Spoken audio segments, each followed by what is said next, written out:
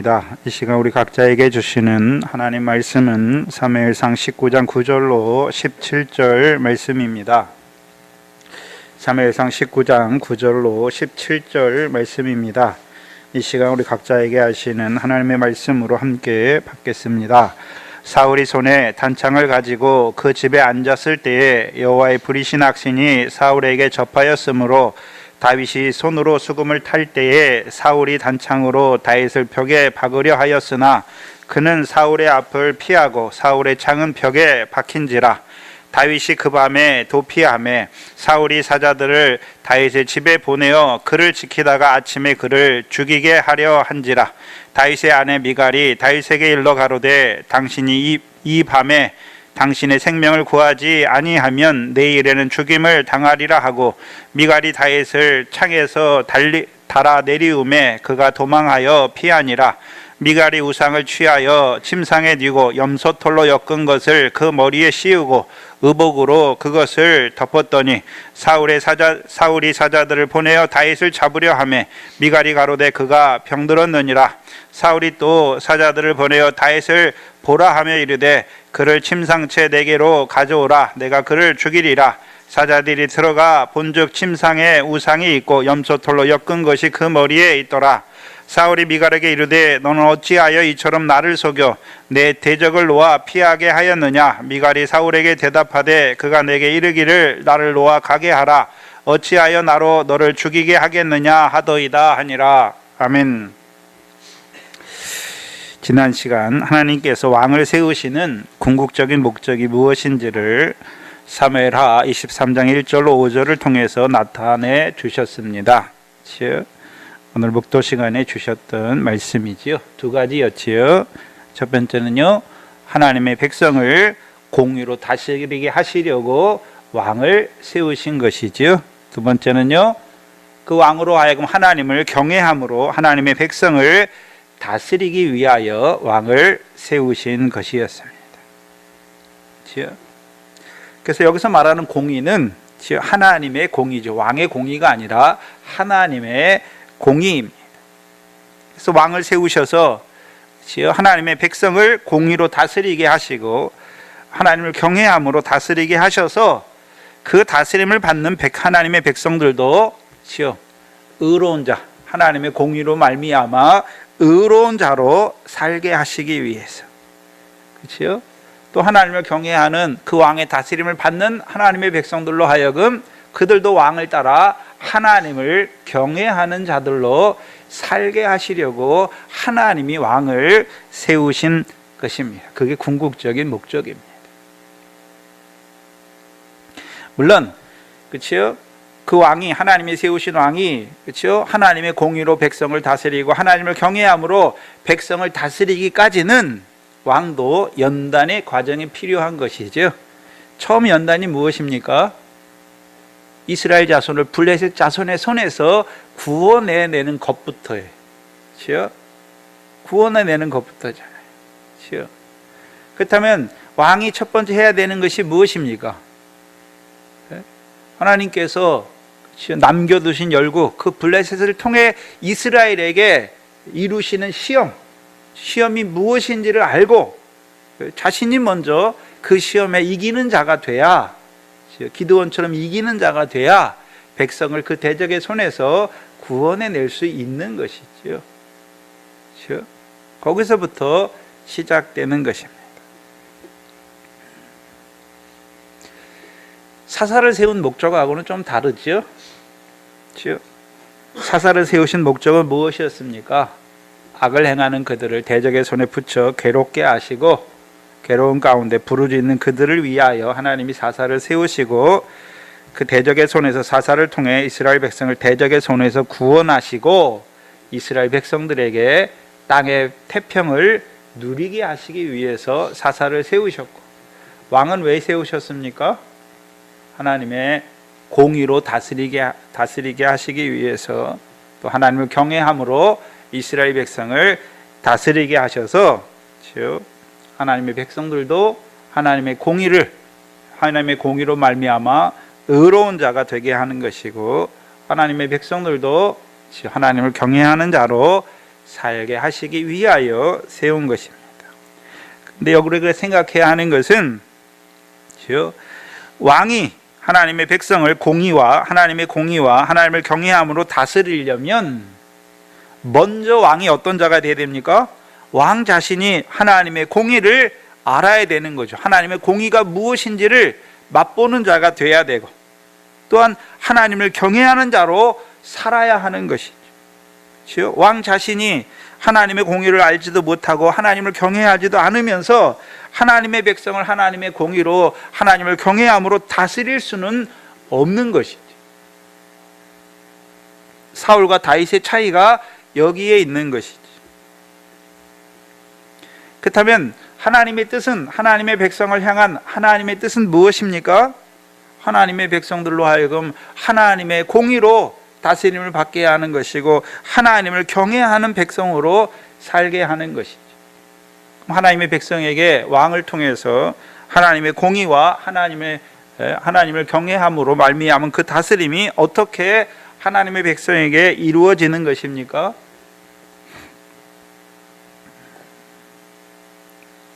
먼저 하나님의 공의라고 할 때는 체다카, 의지요, 의, 의예요. 근데 다윗과 사울의 의가 다르죠. 사울의 의는 어떤 의였습니까? 우리가 사무엘상 15장 13절에서 잘 나타났죠. 아말렉과의 전쟁에서 잘 나타나잖아요. 내가 여호와의 명을 행하였나이다. 한마디로 무슨 의입니까? 자기 의죠. 그렇죠? 내가 율법 곧 여호와의 명령을 행하여 하나님 앞에 의롭다함을 얻으려는 그 자기 의를 세우려는 자지. 그래서 그런 사울을 따라서 하나님 백성이 행하면 하나님 백성들도 어떤 자가 됩니까? 여호와의 명령을 내가 행하여 자기 의를 세우려는 자가 되는 것이죠. 그럼 그게 무엇입니까? 어그러진 길을 가게 하는 것이죠. 하나님의 백성들로 하여금 어그러진 길을 가게 하는 것이죠. 그럼 자기 의를 행하는 자들이 여호와의 명령을 행하는 이유가 무엇입니까? 자기들이 기뻐하는 것을 얻기 위함이죠. 그래서 14장의 블레셋의 싸움과 15장의 아말렉과의 싸움을 통해서 잘 나타나지요. 사울이 굴려온 돌에서 먹는 자들은 여호와께서 탈취하여 주신 것으로 먹는 것이 아니라 자기 양과 자기 소로 먹는 자가 되는 것이고, 아말렉과의 싸움에서도요, 가장 아름다운 것을 얻기 위해 여호와의 명령을 행하는 자들이 되는 것이죠.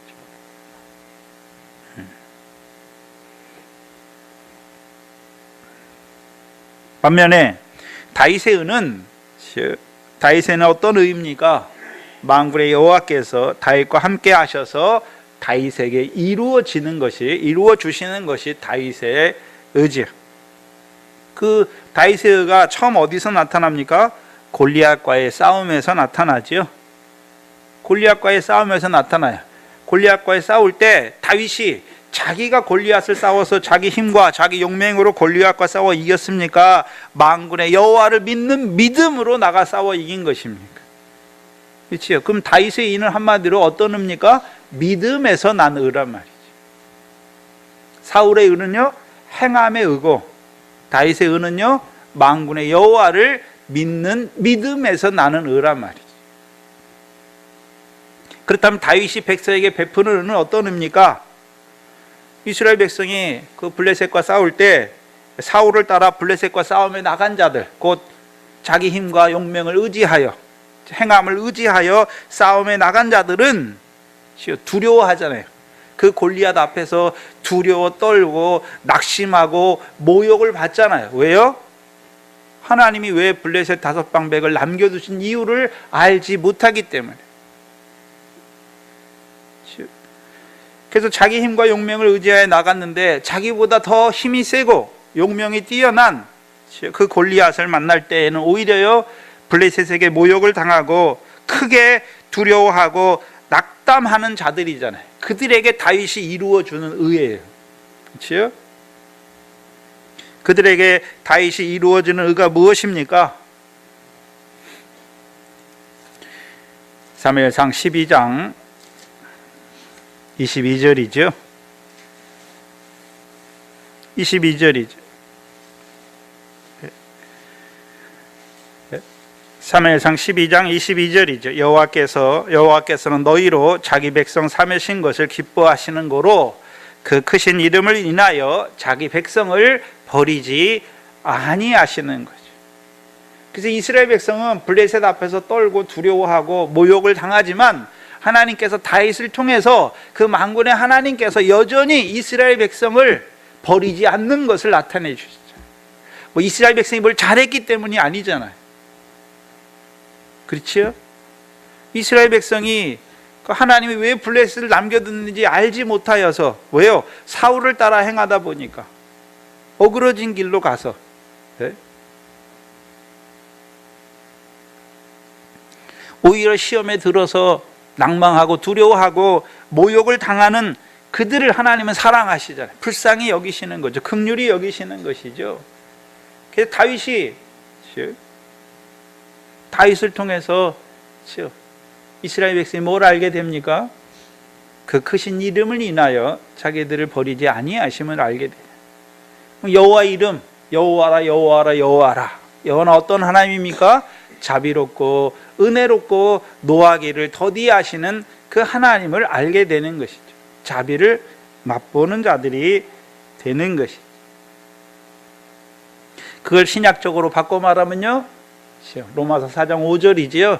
경건치 아니한 자들을 의롭다 하시는 하나님을 믿는 의에 이르게 되는 것이죠.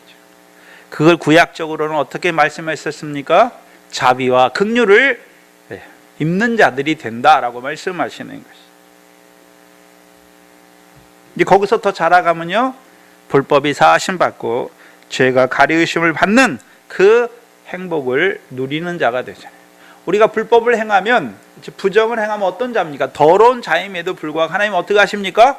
사하여 주셔서 의롭다 하시는 것이. 그게 첫 번째, 그렇죠? 하나님의 공의로 다스리시는 거예요. 하나님의 백성, 하나님의 공의로 다스리시는 거예요. 그럼 하나님의 공의로 다스림을 받는 자들은 이제 하나님을 경외하는 자가 돼요. 12장 24절입니다. 사무엘상 12장 24절에 보시면, 너희는 여호와께서 너희를 위하여 행하신 그 큰 일을 생각하여. 그럼 여호와께서 이스라엘 백성을 위하여 행하신 그 큰 일이 무엇입니까? 너희들이 뭐 잘나서가 아니라, 그렇죠? 그 크신 이름을 인하여 자기 백성을 버리지 아니하시는 거죠. 그 큰 일을 보는 자, 여호와께서 자기 이름을 위하여 행하신 그 큰 일을 생각하는 자마다 이제 누구를 경외하게 됩니까? 여호와를 경외하여, 즉 그 마음을 다하여 진실이 하나님을 섬기게 되는 것입니다. 그 연결되는 거예요. 그 하나님의 공의, 즉 하나님의 공의잖아요. 즉 하나님이 하나님의 백성에게 베푸시는 의롭게 하시는 거죠. 사울의 의는 무엇입니까? 우리가 하나님 앞에 하나님의 명령을 행하여 우리가 우리를 의롭게 하는 것이고, 다윗이 이스라엘 백성에 베푸는 의는요, 하나님이 그 크신 이름을 인하여 이스라엘 백성에게 베푸시는 의지요. 경건치 아니한 자들을, 분명히 경건하게 살아야 됨에도 불구하고 경건치 아니한 자들을 의롭다 하시는 그 믿음에 세워서 그들도 그 믿음으로 말미암아 의롭다함을 받는 자들로 세우는 거예요. 근데 문제는 다윗이 그 싸움을 싸우는데 다윗을 보고 기뻐하는, 참 다윗을 생명과 같이 보는, 다윗을 통해 이루어지는 그 의를 기뻐하는 자는 요나단밖에 없잖아요. 그렇죠? 근데 후에는 다윗이 천부장이 되니까 다윗과 함께 싸움에 나가는 자는 다 어떤 자입니까? 다윗과 함께, 그렇죠? 만군의 여호와께서 함께 하심으로 말미암아 의로운 자의 생활이 이루어지는 자들이란 말이에요.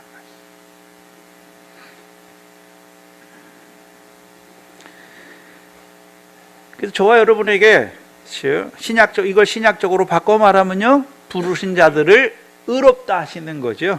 그게 다윗을 통해서 지금 보여주시네. 그래서 하나님이 왕을 세우신 목적이 무엇입니까? 하나님의 백성을 의롭다 하시기 위해서. 그렇죠? 이미 부르신 자들이잖아요. 그래서 복음으로 의롭게 된 자들을 이제 그들이 의롭게 됐음에도 불구하고 이제 경건치 않은 자로 살아가는 자들을 의롭게 하시는 하나님의 의를 믿는 자들로 세우는 것이죠. 그게 다윗을 통해서 베푸시는 공의예요. 그게 로마서 8장 30절의 두 번째죠. 부르신 자들을 의롭다 하시는 그 하나님에 대해서 알려주는 거예요. 백성. 다스린다는 것은 하나님이 오늘도 경건치 않은 하나님의 백성들에게 하나님께서 그 경건치 않은 자들을 의롭다 하시는 그 하나님의 의를 아는 자들로 세우는 것이. 그래서 하나님이 우리를 이스라엘 백성, 경건치 않은 백성을 위하여 이루시는 그 큰 일을 보는 자마다 어떤 자가 되는 것입니까? 이제 하나님을 경외하는, 오직 하나님만을 경외하고 마음을 다하여 진실이 하나님을 섬기는 자가 되는 것이죠. 경외한다는 의미가 창세기 22장이죠. 아브라함이 하나님을 경외했잖아요. 그렇죠? 그래서 아브라함의 역사에서 아브라함이 하나님을 경외한다, 하나님이 아브라함에게 네가 나를 경외한다라고 말할 때에는 창세기 22장 12절이었지요. 내가 내 아들 내 독자라도 내게 아끼지 아니하였으니 내가 이제야 네가 나를 경외하는 줄 아노라 라고 말씀하신 것입니다. 그게 독자예요. 독자. 그렇죠?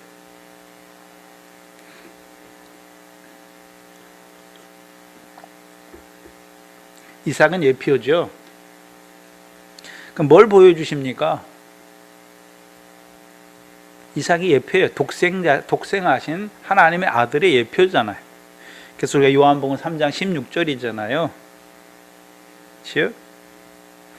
독생자를 주신 그 하나님의 사랑을 입는 자예요. 깨닫는 자. 그렇죠? 그 독생하신 아들을 통해서 우리를 어떻게 사랑하셨는지를 아는 자, 그게 여호와께서 우리를 위하여 이루신 큰 일을 아는 자예요. 신약적으로 말하면 여호와께서 하나님이 우리를 어떻게 사랑하셨습니까? 자기 독생자를 주시기까지 우리를 사랑하신 것이죠. 그 사랑을 알았다면, 신약에서는요, 구약에서는 하나님을 경외하잖아요. 경외한다는 의미가 무엇입니까? 신약에서는 우리가 그 사랑을 알면 우리도요, 주의 이름을 위하여 파는 거예요. 이제 소유를 버리는 자가 되는 것이죠. 그래서 아브라함의 역사는 이중적이에요. 그렇죠?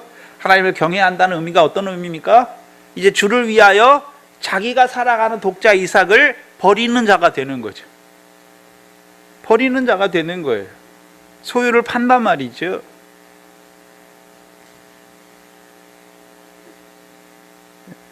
독자 이삭은 예표잖아요.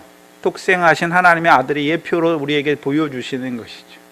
그래서 이삭에게 맹세하셨잖아요. 그 맹세의 말씀을 따라 하나님의 아들이 이 땅에 오신 것이죠. 그렇죠? 그래서 죽으심으로 그 사랑을 우리에게 나타내 주셔서 우리가 그 사랑을 알게 되니까, 그리스도께서 우리를 어떻게 사랑하셨는지 아니까 우리도 어떤 자가 되는 것입니까? 주를 위하여 이제 소유를 파는 자가 되는 거란 말이죠. 그 사랑이 자라가면요, 주께서 나를 위해 죽으신 사랑을 알고 우리도 형제를 위하여 죽는 자까지 자라가는 거예요. 그 사랑은 자라가는 거예요.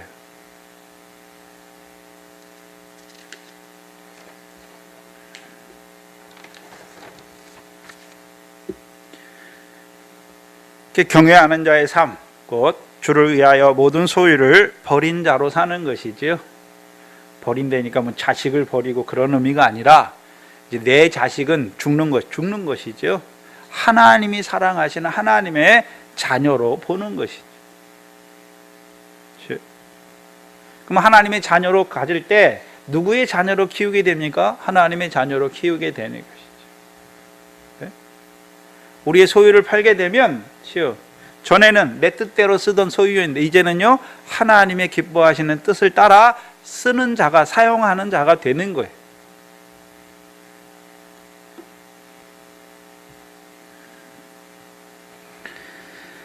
그것을 사무엘하 23장에서는요 새 풀로 살아가는 자들이 된다라고 말씀하셨고, 신약에서는요 그리스도 안에 새로운 피조물로 살아간다라고 말씀하신 것이죠. 모든 육체는 풀이잖아요. 근데 이제 새 풀이에요. 새 풀. 육체로 살지만 육체로 남은 때를 그 육체의 정욕을 따라 행하지 아니하고 오직 하나님의 기뻐하시는 뜻을 따라 사는 그 새 풀의 삶이 이루어지는 것입니다. 근데 문제는 여호와의 말씀을 버린 그 사울의 다스림을 받는 자, 그 사울의 베푸는 의, 즉 사울이 베푸는 의가 무엇입니까? 자기 의지요. 행함을 의지하는 것이지요. 우리가 여호와의 명령을 행한다 하는 자들이지. 그들의 결국이 무엇입니까? 자기 의를 힘써 세우려는 자들이죠.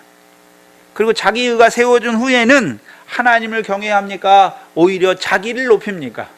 자기를 높이게 돼 있어요. 그게 신약의 바리새인들의 기도잖아요. 그렇죠? 내가 하나님 앞에 행한 거 가지고 하나님 앞에 가서 뭐라 그럽니까? 나는 뭐도 행하고 뭐도 행하고 뭐도 행했다. 왜요? 왜 그렇게 될 수밖에 없습니까?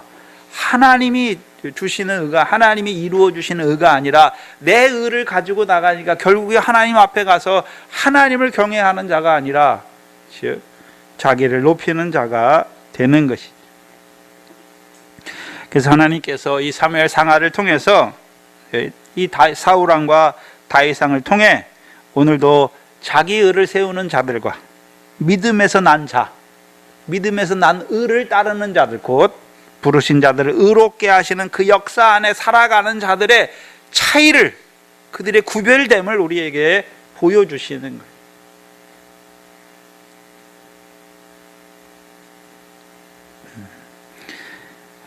먼저는 구별시켜 주시는 거죠. 그렇죠? 사울과 같이 내가 여호와의 명을 행했다 하는 자들과 다윗과 같이요, 만군의 여호와께서 함께해서 이루시는 의 가운데 살아가는 자들. 이 문제는 이제 더 나아가서는요, 사울과 같이 자기 의를 힘써 세우려는 자가 의롭게, 하나님이 의롭게 하시는 역사 안에 살아가는 자들을 대적하는 역사도 보여주시죠. 그렇죠? 그게 하나님 백성의 역사예요. 복음서가 뭘 말씀합니까? 누가 하나님의 의신, 하나님의 의로우신 자의 그 아들을 죽입니까? 행함을 의지하는 자들. 지금 사도행전을 하는데 누가 복음의 증인들, 하나님의 의를 증거하는, 부르신 자들을 의롭게 하시는 그 일에 쓰임받는 하나님의 종들을 누가 핍박하고 죽이려 합니까? 하나님에 대하여 열심하는, 행함을 의지하는, 자기 의를 세우려고 하는 자들이 대적하고 죽이려는 자들이 되는 거예요.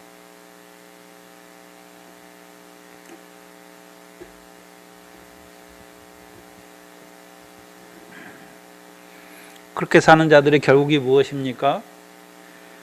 마태복음 25장에 그렇죠? 영광의 심판 앞에서 양과 염소로 구별되는 것이죠.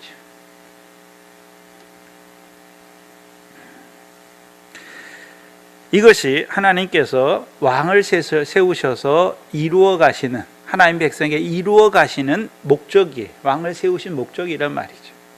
근데 사울도 처음에는 하나님께서 그 일을 위하여 세우셨는데 어떻게 됩니까? 버리는 거죠. 여호와의 말씀을 버리는 것이죠. 왜요?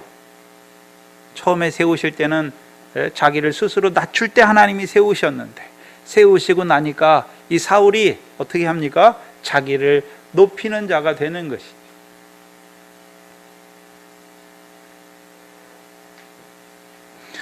그럼 하나님 백성이 언제 우리가 높아집니까? 내가 좀 하나님 말씀대로 산다, 내가 은혜 생활한다. 그렇죠? 바리새인들이 기도할 때 누구를 보면서 비교 우위를 누립니까? 세리들을 보면서, 나는 저들과, 세리와 창기들을 보면서 나는 저들과 같지 않다고. 왜요? 나는 의를 행하기 때문에, 나는 하나님 말씀대로 살기 때문에 나는 저 사람들하고 다르다고.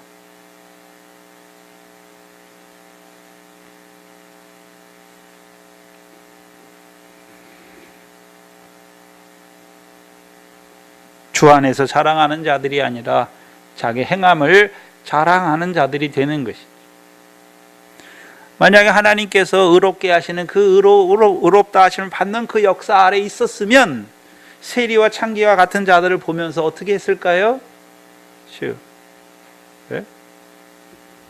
그들을 헤아리고 비판하는 것이 아니라 즉 하나님이 경건치 아니한 자를 의롭다 하신 하나님의 말씀을 증거하여서 그들도 하나님의 의를 입는 자로 세워가는 것이죠.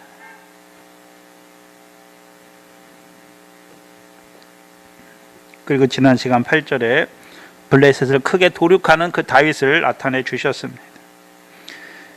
다윗과 함께 싸움에 나아가는 자들은 이제 14장 사무엘상 14장 30절에 요나단의 말씀이 응하여 진 자들이 된 것을 보여주시죠. 그렇죠? 요나단 때는 14장에서 분명히 블레셋과 싸웠지만 요나단의 말씀은 이루어지지 않잖아요. 이 백성이 여호와께서 탈취하여 주신 것을 임으로 먹었다면 블레셋 사람을 크게 도륙하였을 것인데 그렇게 하지 못했죠.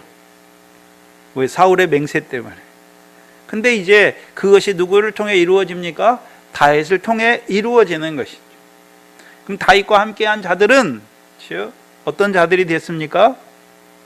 왜 하나님께서 블레셋을 남겨두셔서 자기들을 시험하신지 알았잖아요. 그리고 그 가나안 전쟁을 알아가는 자들이죠. 그래서 단지 할례 없는 블레셋과 싸우는 것입니까? 그 할례 없는 자들과 싸우면서 자기의 마음 가죽을 베는 것이죠.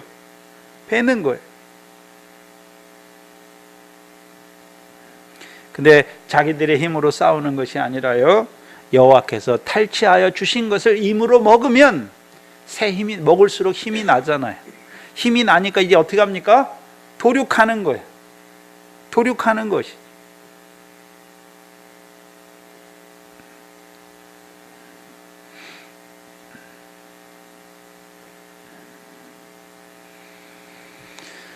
전에는 그 블레셋 사람 앞에서 두려워하고 모욕을 당하는 자였는데 이제는요, 여호와께서 탈취하여 주신 것을 임으로 먹는 자들은 먹을 때마다 힘이 더하여 크게 도륙하는 자가 되니까 그 도륙하는 자 앞에서는 오히려요 블레셋 사람이 도망하는 자가 되는 거예요. 블레셋 사람이 도망한단 말이죠.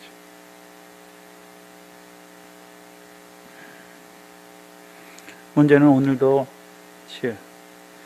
사울의 신하도로 살아가는 자들도 있고 다윗과 함께 싸우는 자들도 있는 것이죠.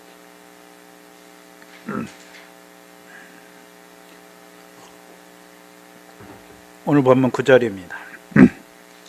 사울이 손에 단창을 가지고 그 집에 앉았을 때 여호와의 불이신 악신이 사울에게 접하였으므로 다윗이 손으로 수금을 탈 때에 사울이 단창으로 다윗을 벽에 박으려 하였다라고 말씀합니다.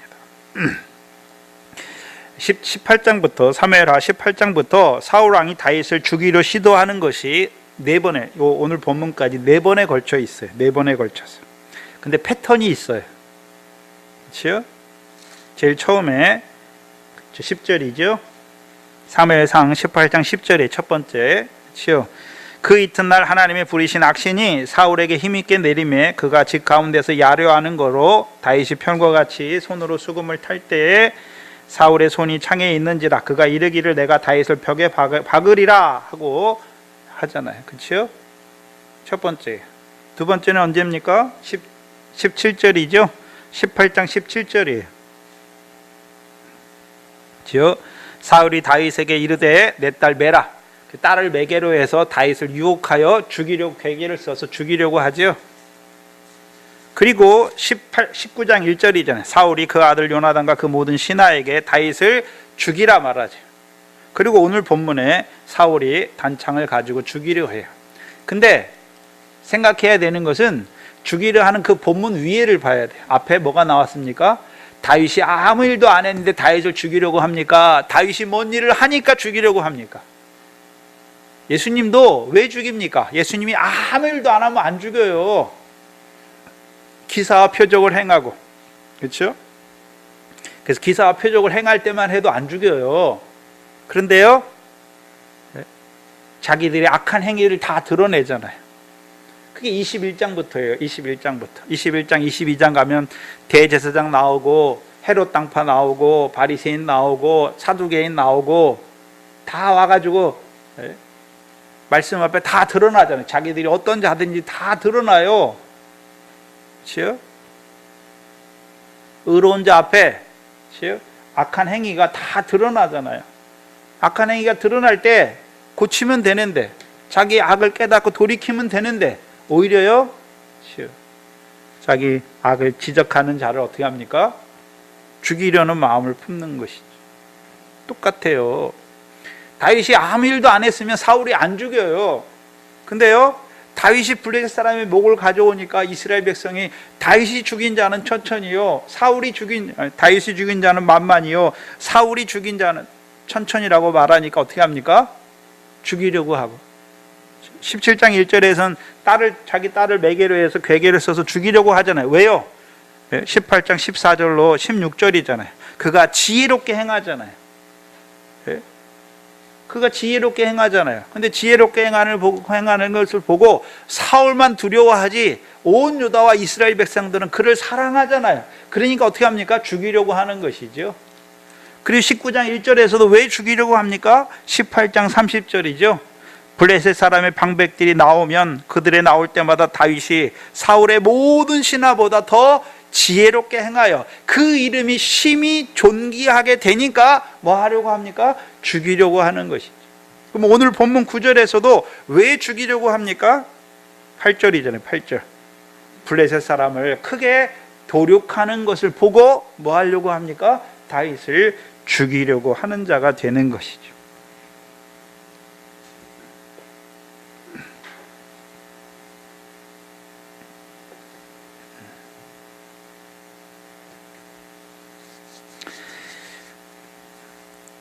사무엘상 18장부터 19장까지 이 사울이 다윗을 4번에 걸쳐 죽이려고 하는데 2번이 달라요.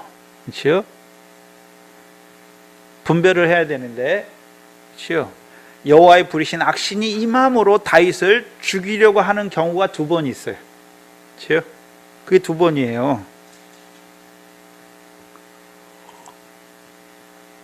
처음에 다윗을 죽이려 할 때와 오늘 본문에서 죽이려 할 때, 그렇죠? 이때는 언제입니까? 여호와의 부리신 악신이 사울에게 임하니까 죽이려고 하는 거예요.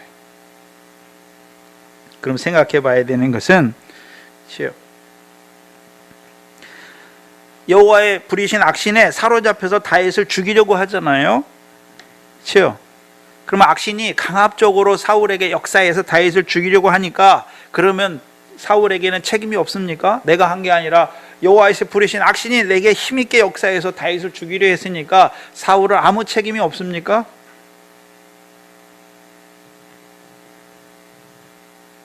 야고보서 3장입니다. 야고보서 3장입니다.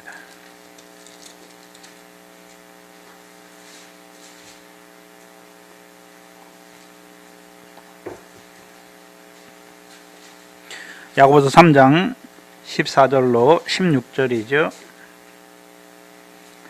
야고보서 3장 14절로 16절입니다. 그러나 너희 마음속에 독한 시기와 다툼이 있으면 자랑하지 말라. 진리를 거스려 거짓하지 말라. 자신을 속이지 말라는 것이죠. 이러한 지혜는 위로부터 내려온 것이 아니요 세상적이요.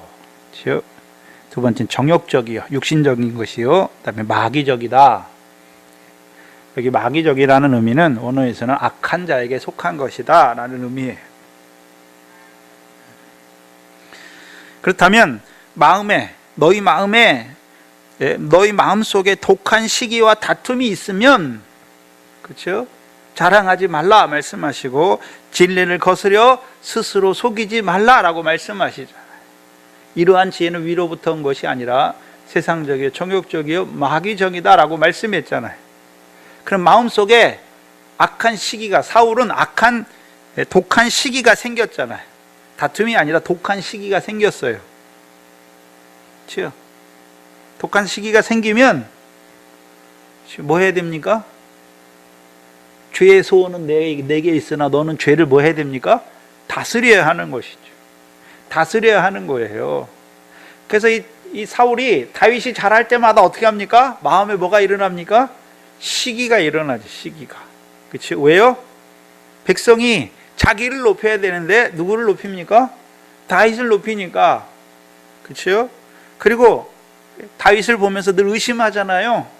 뭘 의심합니까?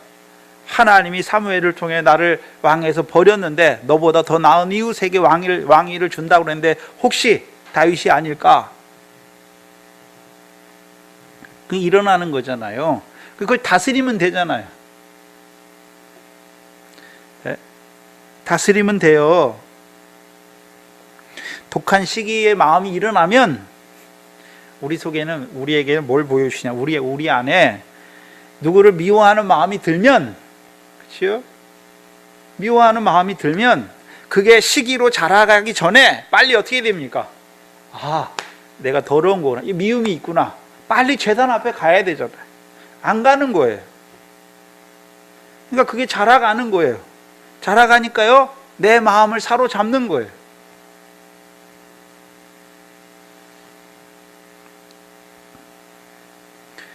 독한 마음에 사로잡히는 거예요. 여호와의 부리신 악신이 와가지고 일방적으로 막 사울에게 역사하는 그런 역사가 아니란 말이에요. 이 사울 안엔 두려움이 있잖아요. 그렇죠? 또 뭐가 있습니까? 다윗을 미워하는 마음, 시기하는 마음, 이 독한 시기의 마음이 있잖아요. 근데 다스리지 못해요.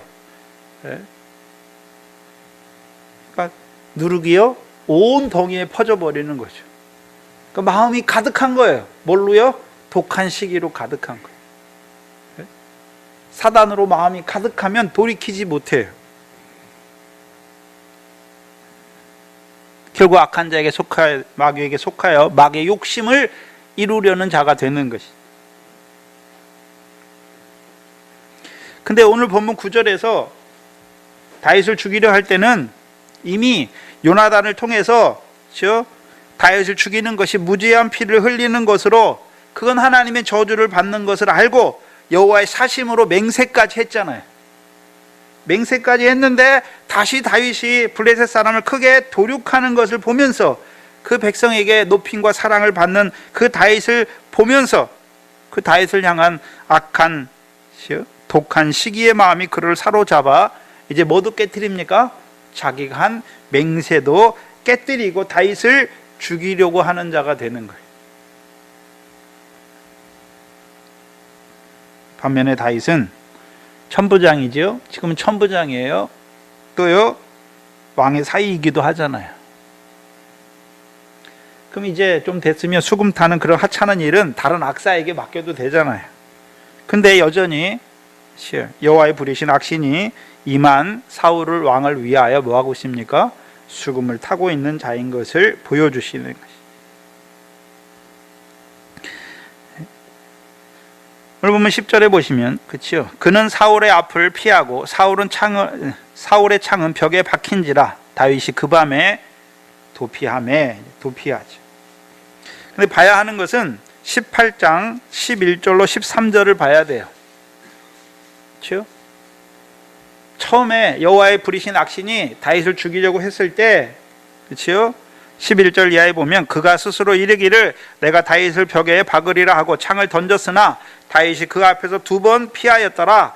여호와께서 사울을 떠나 다윗과 함께 계심으로 사울이 그를 두려워한지라. 그러므로 사울이 그로 자기를 떠나게 하고 천부장을 삼음에. 오늘 본문은 어떻습니까? 두 개 차이가 있어요. 앞에서는 다윗이 사울 앞에서 도망하지 않아요. 그렇죠? 오히려요, 죽이려고 했는데 사울이 오히려 여호와께서 다윗과 함께 하시를 보고 두려워해서 자기를 떠나게 하잖아요. 근데 오늘 본문에서는 어떻습니까? 다윗이 이제요, 도피하는 거예요. 다윗이.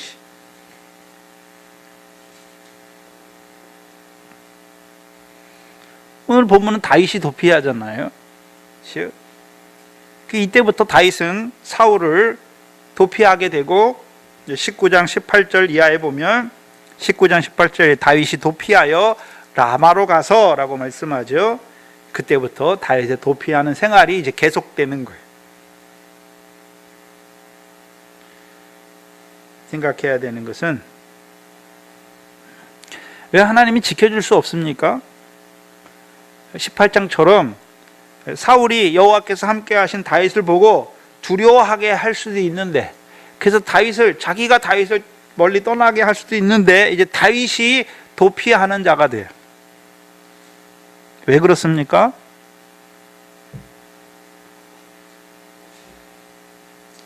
왜 그런가요? 밤에라는 단어가 있어요. 밤에. 다윗이 그 밤에 도피하죠. 그렇죠? 우리가 창세기 1장에 보면 어두움을 밤이라 칭하시죠. 어둠을 밤이라 칭하세요. 그리고 누가복음 22장에 예수님이 잡혀가실 때 이제는 너희 때요 어두움의 권세로다 말씀하시죠. 사울이 이제 어떤 자가 됐습니까? 어둠의 권세로 역사하는 자가 된 것을 보여주시는 거예요. 사울을 보여주실 때 사울이 점점 더 어떻게 됩니까? 어두워져 가는 것을 보여주시고 사울이 점점 악해져 가는 것을 보여주시는 것이죠.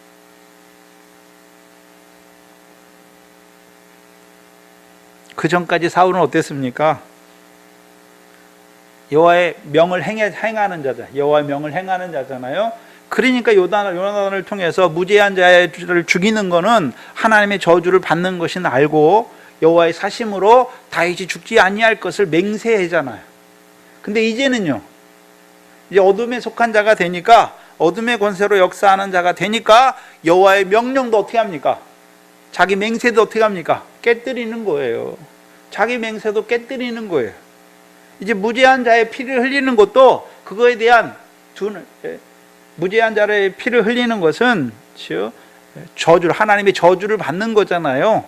그래서 자기는 여호와의 명령을 지켰으니까 맹세했잖아요. 나는 여호와 명령을 지키니까 무죄한 자의 피를 죽이고 싶은 마음은 있지만 무죄한 자의 피를 흘리는 것이 여호와 명령을 범하니까 여호와의 저주를 자취하는 거니까 자기는 아직까지 여호와의 명령을 행하는 자잖아요. 자기 의를 행하는 자잖아요. 그러니까 안 했단 말이죠. 근데 이제는 어떻습니까? 그 맹세도 깨뜨리는 자가 된단 말이죠. 이제 여호와의 명령도 저버리는 자가 되는 것을 보여주시는.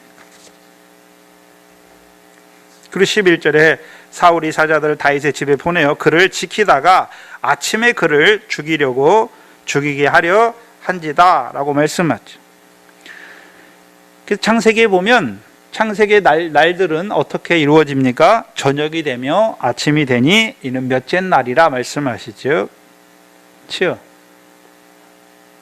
다윗은 지금 사울은 어둠에 속한 자가 됐지만 다윗은 여전히 어떤 자입니까? 빛의 자녀죠. 그럼 어둠의 권세가 빛의 자녀를 해할 수 있습니까? 없어요. 왜요? 하나님께서는 그 악한 자까지도 그 빛의 자녀들을 위한 발등상으로 세우셨잖아요. 그게 창세기 2장이죠. 아담을 독초하지 못하게 돕는 배필로 들짐승과 공중의 새를 지으신 것이죠. 문제는 근데도 불구하고 빛의 자녀들이 어두움에 붙잡힐 때가 있어요. 어두움에 붙잡힐 때가 있죠. 그럼 왜 빛의 자녀들이 어둠에 붙잡히게 되는 것입니까? 왜 빛의 자녀들이 왜 어둠에 붙잡힙니까? 예수님 말씀하셨잖아요. 요한복음에 요한복음 8장 12절에 나는 세상의 빛이니 나를 따르는 자는 어둠에 다니지 아니하리라 말씀하셨잖아요. 그러면 빛의 자녀들은 계속해서 누구를 따라가야 됩니까? 세상의 빛이신 그 예수님을 계속해서 따라가야 되는데 예수님을 따라가지 아니하고 그냥 서 있든지 뒤로 물러가면 어떻게 됩니까? 어두움에 잡히게 되는 거예요. 어둠에 잡히게 되는 거예요.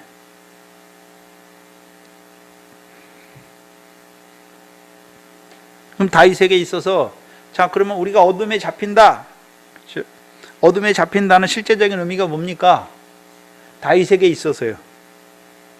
사울을 두려워하는 자가 되는 거예요. 사울을 두려워하게 되는 거예요. 그 전에는 사울을 두려워하지 않았어요. 그렇죠? 자기를 죽이려 했는데 떠납니까? 안 떠납니까? 안 떠나요.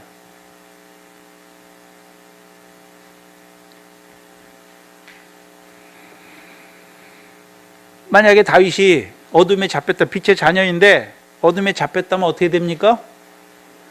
사울을 두려워하는 거예요. 어둠의 권세를 두려워하는 거예요. 그러니까 마태복음 24장에 불법이 성함으로 사랑이 식어지니라, 베드로를 보여주시죠. 사랑이 식어지는 거예요. 그리스도의 사랑이 강건하면 칼이나 위험이나 적신이야 이런 게 이길 수가 없잖아요. 그리스도의 사랑에서 끊을 수가 없는데, 사랑이 식어지면, 그리스도의 강건하신 사랑이 식어지면 어떻게 됩니까? 그 불법이 두려워지는 거죠. 그 칼이나 적신이나 위험이 두려워지는 거예요. 가지 못하는 자들이 되는 것이죠. 만약에 다윗이 사울을 두려워하면 붙잡혀 죽게 돼요.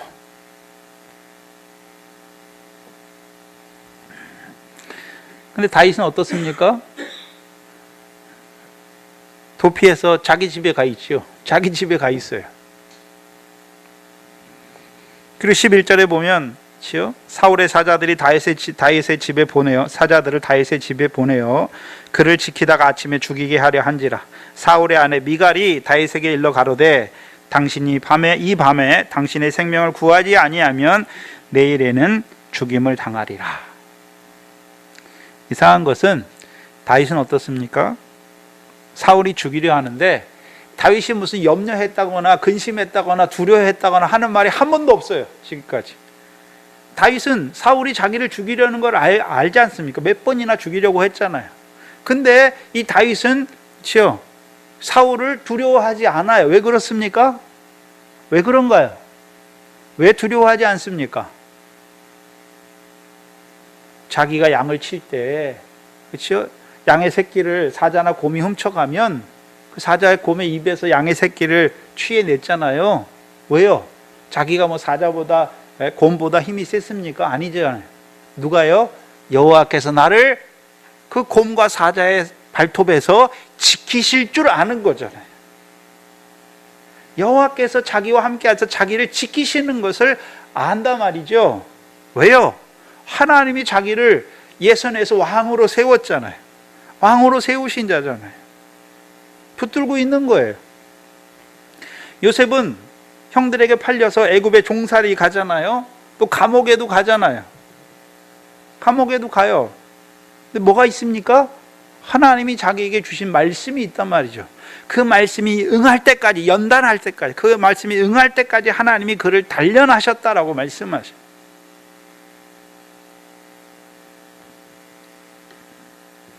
그래서 다윗은 사울이 죽이려고 해도 두려워하지 않아요. 왜요? 아니, 내가 어려서 아비의 양을 칠 때 그 곰과 사자의 발톱에서도 나를 지키신 하나님이신데, 이 사울이 자기를 죽이려 해도 어떻습니까? 하나님이 지키세요. 사울이 다윗을 죽이려고 할 때 두 번에 걸쳐, 첫 번째는요, 사울의 아들 요나단을 통해서 다윗을 지켜주잖아요. 19장 1절에서 사울이 자기 아들과 그 모든 신하에게 다윗을 죽이라 명하잖아요. 근데 요나단이 어떻게 합니까? 왕이여 라고 말하고서 다윗은 왕께 심히 선하게 했다. 그렇죠? 그를 통해서 여호와께서 구원을 이루셨고, 당신도 그렇죠? 다윗을 기뻐하셨는데, 지금 죽이면 당신은 왕은 무지한 자의 피를 흘리는 거다라고 말해서 죽음을 면하게 하잖아요. 근데 오늘 본문에서는 누가 다윗의 생명을 살립니까? 미갈이, 다윗의 아내 미갈이. 요나단을 말할 때는 어떤 요나단입니까? 다윗이 지혜롭게 행하는 그것을 보면 볼수록 다윗을 심히 기뻐하는 요나단이죠. 다윗의 생명이 귀한 줄 안단 말이죠. 그럼 미갈은, 오늘 본문의 미갈을 볼 때 사울의 딸 미갈이라고 말합니까? 다윗의 아내 미갈이라고 말합니까?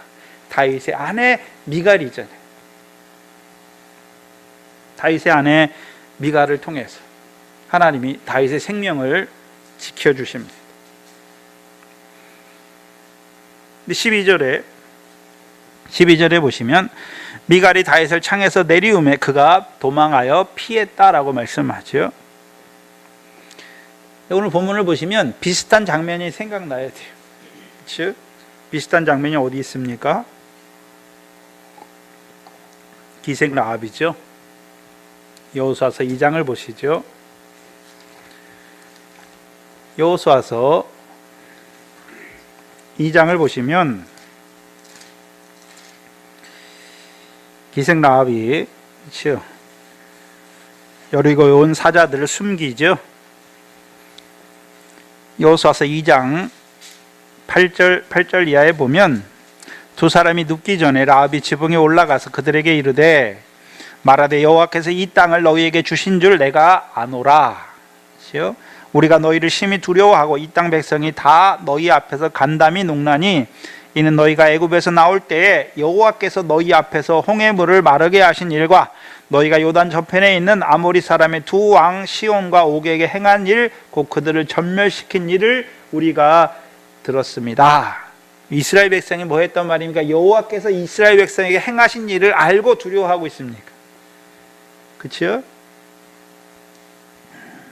그 11절에 우리가 듣자마자 마음이 녹았고 너희의 영고로 사람이 정신을 잃었나니 너희 하나님 여호와는 상천하지의 하나님이시니라. 이 기생 라합은 들었잖아요. 들리는 풍문을 들었잖아요. 자기가 무슨 출애굽할 때 이스라엘 백성이 출애굽할 때 그걸 봤습니까? 안 봤어요. 못 봤어요. 애굽 여리고에 있잖아요.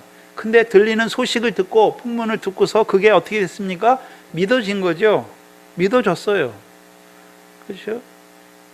그 여호와께서 그들과 함께 와서 이루신 일이 믿어졌지요.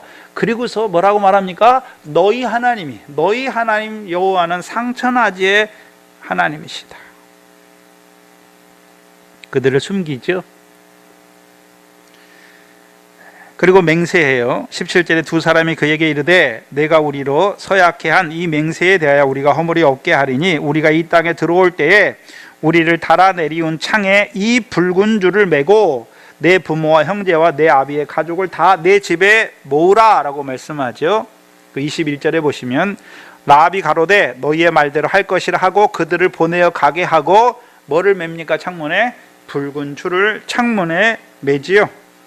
창문에 매요.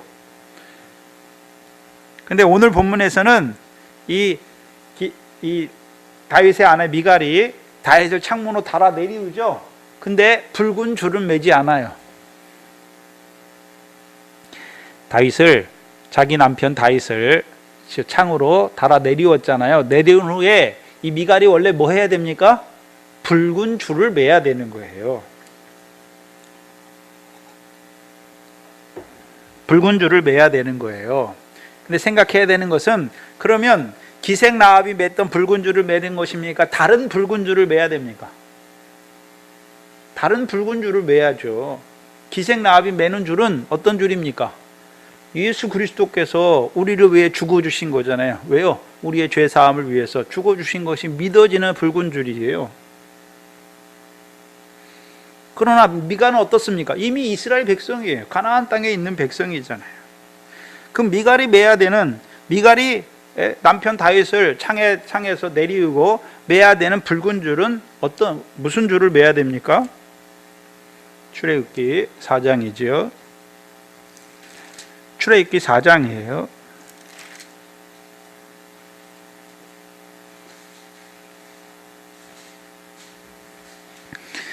출애굽기 4장 24절, 25절, 26절이죠. 여호와께서 길의 숙소에서 모세를 만나서 그를 죽이려 하잖아요. 죽이려 하세요. 그러니까 25절에 십보라가 차도를 취하여 아들이 두 명이죠. 아들들의 양피를 베어 모세의 발 앞에 던지며 가로되 당신은 참으로 내게 피 남편이로다 하니 여호와께서 모세를 놓으시니라. 그때의 십보라가 피 남편이라 함은 할례를 인함이었더라 라고 말씀하죠. 그럼 무슨 줄을 매야 되는 것입니까? 피 남편이죠. 피 남편.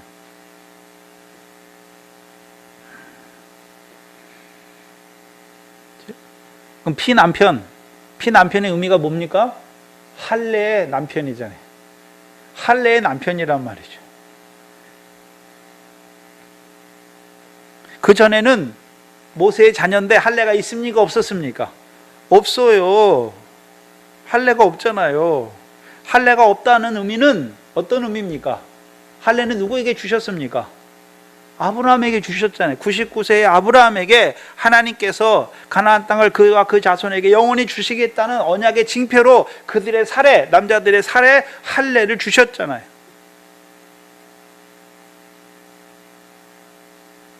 그렇다면 이 십보라가 자기 아들들에게 할례를 행하는 이유가 무엇입니까? 이제 피남편이란 말이에요. 피. 그럼 자기 아들들도 어떤 아들들입니까? 할례의 언약을 받은 아들이란 말이죠. 단지 육신의 남편이 아니라 그리스도의 피로 사신 남편이란 말이죠.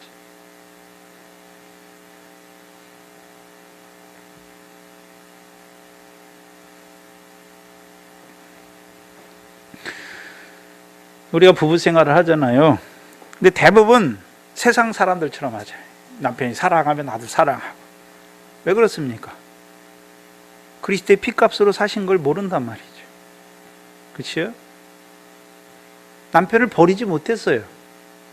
소유를 팔아야 되는 거죠. 하나님이 주신 남편으로 받아야 되는 거죠.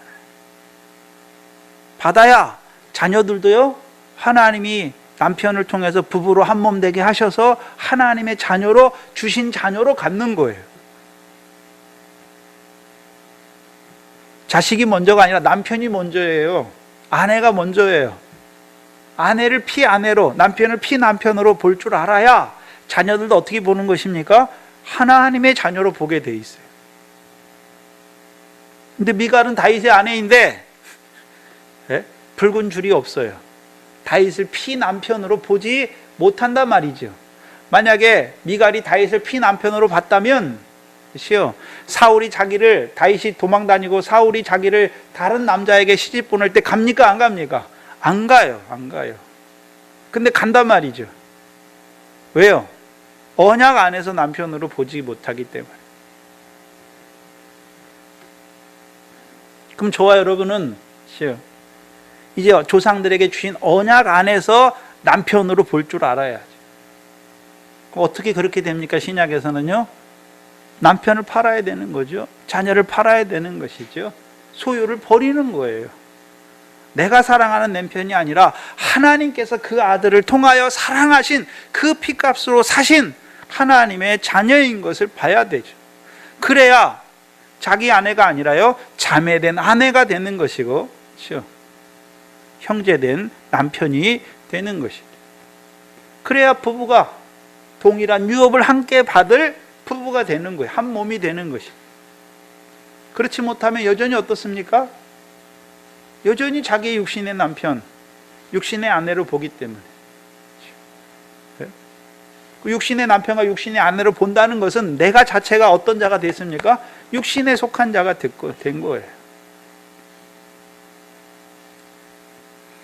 육신의 남편으로 보면 육신의 것을 도모하게 돼 있어요.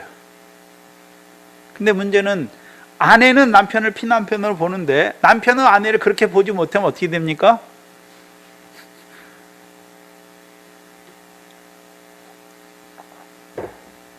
그건 우리 동산교회 권사님들이 많이 겪고 있는 거죠. 부딪히게 되잖아요.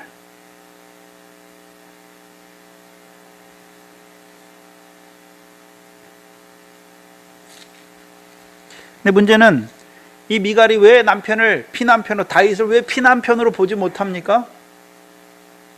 그게 그 13절 이하에 나와요. 13절 이하에. 미갈이 우상을 취하여, 그럼 미갈에게 뭐가 있습니까? 우상이 있는 거예요. 우상이 있어요.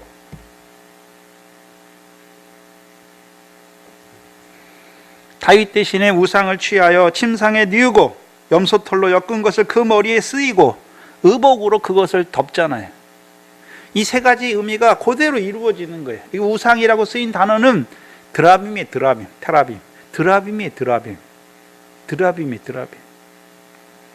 그럼 드라빔이 어디 나옵니까? 창세기 35장에 처음 나왔죠. 라헬이 아버지, 그렇죠? 라반의 드라빔을 훔쳐오잖아요. 그리고 35장에 이제 베델에서, 하나님이 베델에서 이제 헤브론까지 가는 길에 야곱이 뭐라 말합니까? 너희 손에 있는 이방 신상을 버리고 너희 자신을 정결케 하고 의복을 바꾸라 라고 말하잖아요. 근데 라헬이 중간에 가다 죽죠. 에브라 길을 가다가 예루살렘 길에서 죽어요. 왜요? 그 아비의 드라빔을 버리지 못하잖아요. 그렇죠? 근데 라반이 갖고 있을 때의 드라빔과 라헬이 갖고 있을 때의 드라빔은 달라요. 드라빔은 가족신이죠, 가족신. 그럼 라반이 가진 가족신은 뭡니까? 내 양만 많아지면 되는 거예요. 자기 양만 많아지면 되는 거잖아요. 그래서 야곱의 품삯을 10번이나 바꾸잖아요. 근데 야곱의 양은 야곱의 양입니까? 하나님이 주신 양들입니까? 하나님이 주신 양들이에요. 근데 라헬에게 드라빔은 어떤 의미였습니까? 내가 낳은 내 자식만 하나님의 자녀잖아요. 그렇죠?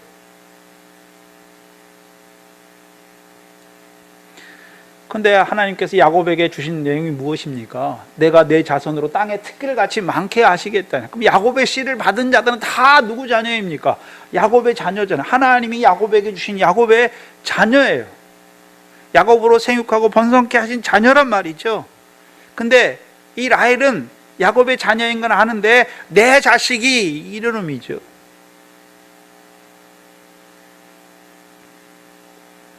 우리 교회에서도 기도할 때 우리 교회 어디 있습니까? 하나님의 교회지. 하나님의 교회예요.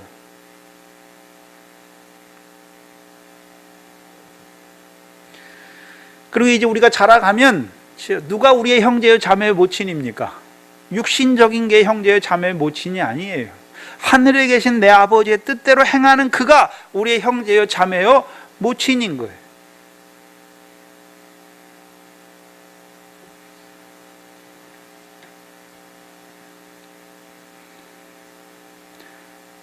그래서 35장에서 하나님이 이스라엘이라는 이름을 주시잖아요. 그치? 근데 이스라엘 자손이라고 할 때 영영한 언약의 자손이잖아요. 근데 문제는요, 그쵸? 에브라 길에서 장사되죠. 그쵸? 베들레헴 길에서 베들레헴 길에서 장사돼요. 그럼 에브라에서는 뭐가 있습니까? 시편 132편이잖아요. 야곱의 전능자의 성막을 발견하지 못하는 자죠. 보지 못하고 죽어요. 죽을 때 자식을 낳잖아요. 자식을 낳을 때 이름을 뭐라고 짓습니까? 베노니라고 짓는데 야곱이 베노니라고 합니까? 베냐민이라고 말합니까? 베냐민이라고 말하죠. 베냐민의 이름의 뜻이 뭡니까? 오른손의 아들이잖아요. 누가 붙드시는요? 하나님의 의로운 오른손으로 붙드시는 하나님의 아들이라는 거예요.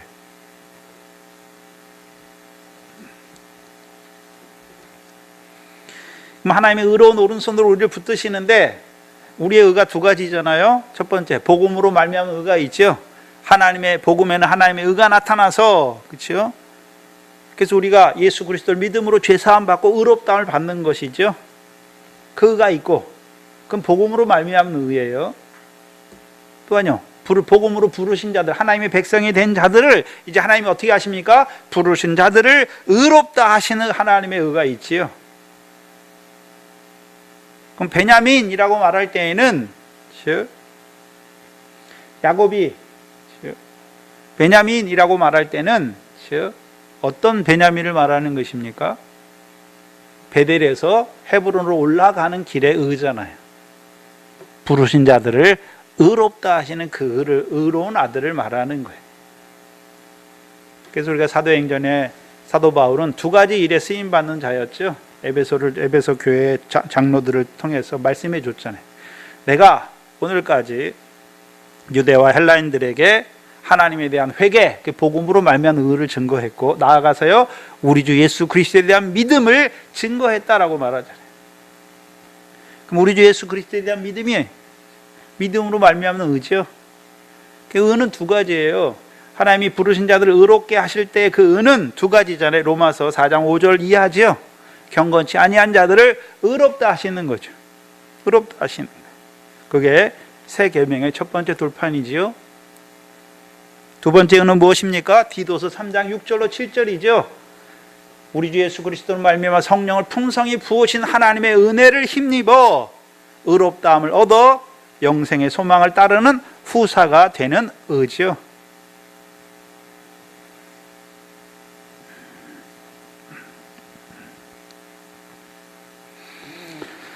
근데 문제는 이 라헬은 드라빔을 가지고 있어요. 그럼 라헬은 한마디로 팔지 못했죠. 자기 아들을 팔지 못했어요. 소유를 버리지 못했단 말이죠. 하나님께서 야곱에게 주신 자녀들은 다 하나님의 씨잖아요. 근데 자기 아들만, 자기가 낳은 자기 아들들만 잘 되기를 바라는 것이.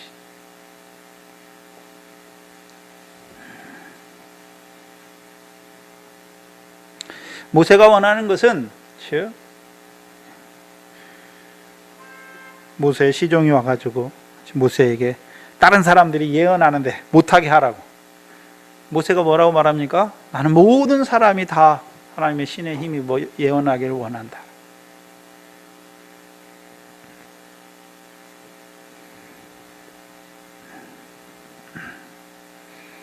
그럼 미갈은 좀 다르죠. 미갈은 자기 남편, 아들이 아니잖아요. 자기 남편을 버리지 못했죠. 버린다는 건 피남편으로 갖지 못했단 말이지.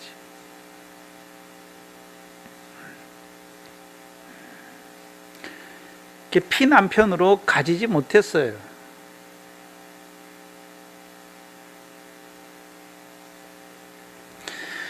또한 이 드라빔이 사사기 17장에 나와요. 17장 미가의 집에 나오는데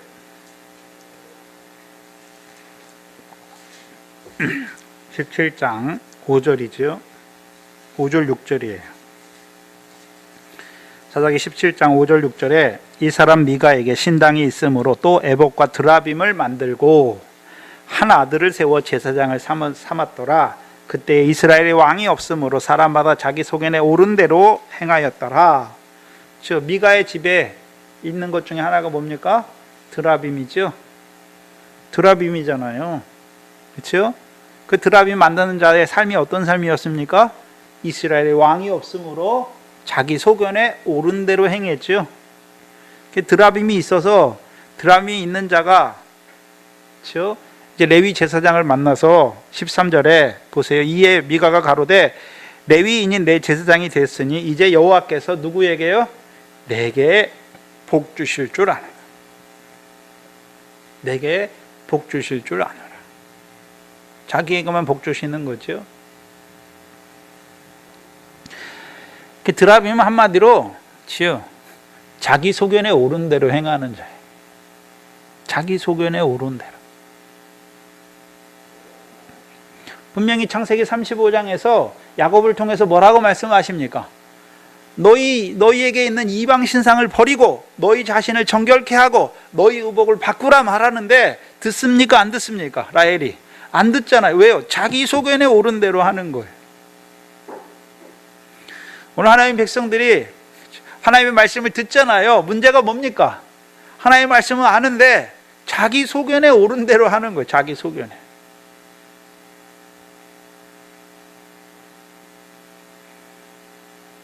하나님의 말씀대로 살아야 되는 게 하나님의 백성인데 자기 소견에 오른 대로 한단 말이죠. 근데 미갈은 미가와는 달라요. 사사기의 미가와는 다르잖아요. 왜요? 사사 미가 때에는 미가가 살던 사사 시대에는 왕이 없었잖아요. 근데 미갈 때에는 하나님이 왕을 세우셨단 말이에요. 왕을 세우셨는데 어떻게 합니까? 자기 소견에 오른 대로 하는 거예요. 하나님이 왕을 세우셨는데도 왕을 세우신 후에도 자기 소견에 오른 대로 행하는 것입니다. 그럼 하나님이 누구를 왕으로 세우셨습니까? 다윗을 왕으로 세우셨잖아요. 또한 미갈은 누구의 아내입니까?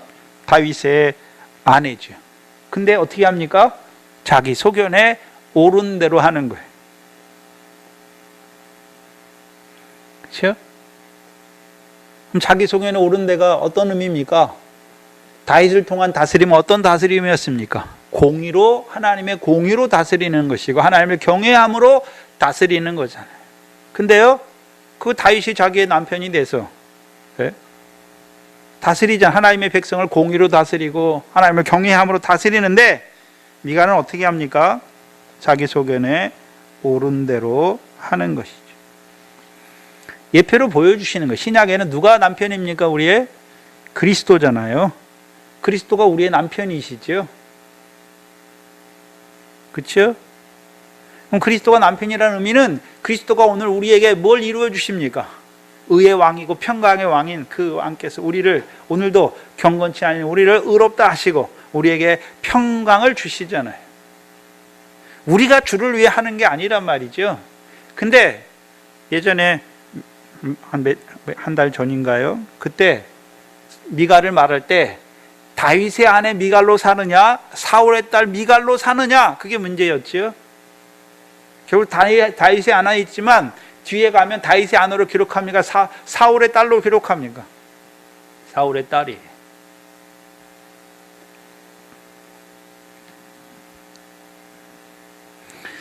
저와 여러분도 그리스도가 우리의 신랑이시잖아요. 그러면 신랑이 순복하는 거예요. 순복. 근데 문제는 보이는 남편에게 순복 못하면 보이지 않는 그리스도께는 순복을 못해요. 우리가 잘 아는 베드로전서 3장 1절 이해하죠? 믿지 않는 남편이 있느냐? 순복하라 말씀했잖아요. 왜요? 하나님 때문에 하는 것이지.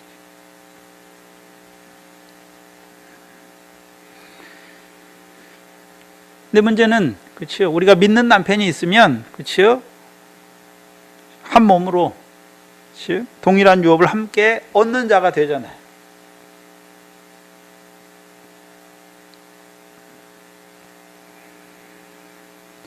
저와 여러분이 오늘도 살아가는데 그렇죠? 그 다윗의 자손으로 오신 그리스도 예수께서 우리의 신랑이 되시고 그리스도 예수를 주로 받았는데 그렇죠? 우리가 내 마음대로 살잖아요. 내 마음대로 사는 게 무엇입니까? 육체의 소욕을 따라 산단 말이죠. 육체의 소욕을 따라 살아요. 분명히 육체의 소욕은 육체의 일을 이루고 육체의 일은 하나님의 나라를 유업으로 얻지 못한다는 걸 알면서도 우리가 육체의 소욕을 따르잖아요. 성령의 소욕이 아니라. 그것이 무엇입니까? 왕을 세우신데도 내 소견에 옳은 대로 행하는 미가와 같은 자가 되는 거예요. 두 번째는 염소털이죠. 머리에, 우상의 머리에, 드라빔의 머리에 염소털로 짠 것을 덮습니다. 그래서 염소털이 어디 나오냐면 창세기 27장에 나오죠. 야곱을 에서처럼 꾸미기 위해서 염소털로 목과 손에 두르잖아요. 그리고 야곱의 옷을 입히죠. 그래서 이삭이 목소리를 들으니까 야곱이에요. 그래서 만져보잖아요. 손이랑 만져보니까 털이 있잖아요. 에서처럼 털이 있지요.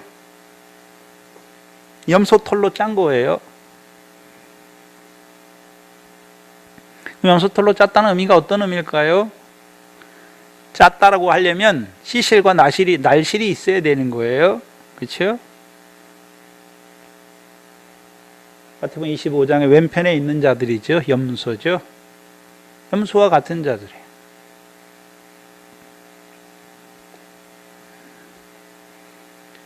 옷을 입히잖아요. 머리에 있다는 것은 머리는 계획이잖아요. 그렇죠? 옷을 입혔다는 그 머리의 계획대로 살아가는 신앙생활을 보여주시죠. 그게 미갈의 삶이에요. 미갈이 다윗의 아내로 계속 살지 못하고 뭐가 있습니까? 드라빔이 있잖아요. 그 드라빔으로 말미암아 다윗의 아내이지만 사울의 딸로 살아가잖아요. 그러니까 다윗의 아내이지만 태의 열매가 없어요. 태의 열매가 없어요. 다윗의 다스림, 곧 공의로 다스리며 하나님을 경외함으로 다스림을 받지만 태의 열매가 없단 말이죠. 오늘도 하나님 보좌 우편에 앉으신 그가 다스리시잖아요. 다스림을 받는데도 하나님 백성이 뭐가 없습니까? 열매가 없어요. 열매가 없어요. 왜요? 왼편에 있는 염소처럼 행하니까. 오늘도 내가 주를 위해서 한다고 하는 자들이 되니까. 지극히 작은 자에게 하지 못하는 그 드라밈 때문에 눈이 가리워진 거죠. 보지 못하니까. 오늘도 저와 여러분이 다윗의 자손으로 오신 그를 통해 영생의 말씀을 받잖아요. 근데 왜 영생에 이런 열매가 없습니까? 내 소견에 옳은 대로 하는 거예요. 그렇죠? 내 소견에 옳은 대로 행한단 말이죠. 우리 자신을 돌아보시면서 우리에게 주신 말씀을 따라 우리는 그 말씀대로 응하여 지고 있는 삶을 살고 있는가, 아니면 내 소견에 옳은 대로 행하고 있는가, 우리 자신을 돌아보고. 다윗이 혼자 가면 됩니까? 미갈이 따라가야죠. 다윗을 따라가야죠. 안 그러면요, 창에 내 피난편이라는 그 붉은 줄을 걸어놔야 하는 것이죠. 그걸 하지 못해요. 근데 후에 가면은 아비가일이 나오잖아요. 아비가일은 자기 집이 부자예요. 왜? 나발의 아내잖아요. 근데 다윗이 오라 하니까 안 돼요. 나는 여기 부자니까 여기 있을 거예요. 그럽니까? 빨리 따라갑니까? 따라가잖아요. 미갈은 따라가지 못하는 거예요. 오늘 우리 그리스도께서 우리를 인도하시잖아요. 따라가야죠. 말씀이 인도하는 대로 따라가야 되는데 어디로 갑니까? 말씀은 나를 인도하는데 나는 여기가 좋사오니. 그러면 그 결국이 무엇입니까? 말씀대로 이루어지는 생활이 하나도 없어요. 열매가 없단 말이죠.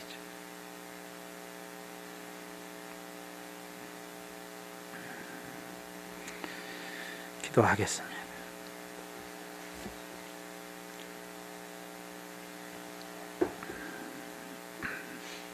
하나님 아버지, 하나님께서 세우신 왕을 통하여 하나님의 백성에게 이루어 가시는 그 역사를 오늘 우리에게 나타내 주시고, 특별히 다윗의 자손으로 오시는 그 신랑께서 신부된 우리에게 이루시는 그 신령한 역사를 하나하나 미련한 저희에게 깨닫게 하시는 아버지 하나님, 감사합니다. 오늘도 의의 왕이요 평강의 왕이 되어서 부르신 우리를 의롭다 하시고, 또한 의롭다함을 얻은 자들에게 그 평강을 더하여 주셔서 그 평강의 열매를 맺게 하시기를 원하시지만, 미련한 저희들 그 신랑을 따라가기보다는 우리의 소견에 오른 대로 할 때가 많은 미련한 저희들, 이 시간도 우리 자신을 되돌아보게 하시고, 오늘도 그 아들을 주신 그 하나님의 사랑에 우리 자신이 늘 그 사랑 앞에 나아가서 그 사랑을 덧입는 자 되게 하시고, 그리스도의 구속의 은혜를, 자비와 긍휼을 덧입게 하셨어요. 이제 우리도 소유를 팔게 하셔서 주께서 우리를 어디로 인도하시든지 그리로 나아가는, 따라가는 신랑과 함께하는, 그 그리스도와 함께하여 모으는 자로 살아가는 저희들 되게 하여 주시옵소서. 잠깐 우리를 이 밖과 같은 세상에 보내시고 이제 그리스도 예수를 주로 받은 자로 세워주시고, 오늘도 시온에서 나오시는 그 여호와 율법을 우리에게 가르쳐 주셔서 그 시온의 복을 누리기를 원하시는 그 아버지 하나님의 뜻을 깨닫게 하셔서 온전히 그 복을 누리기에 부족함이 없는 저희들 되게 하여 주시옵소서. 이 교회에 속한 권속들을 붙들어 주셔서 이 영생의 말씀으로 말미암아 열매가 풍성한 자들이 될 수 있도록 인도하여 주시옵소서. 감사하며 예수님의 이름으로 기도하옵나이다. 아멘. 찬송가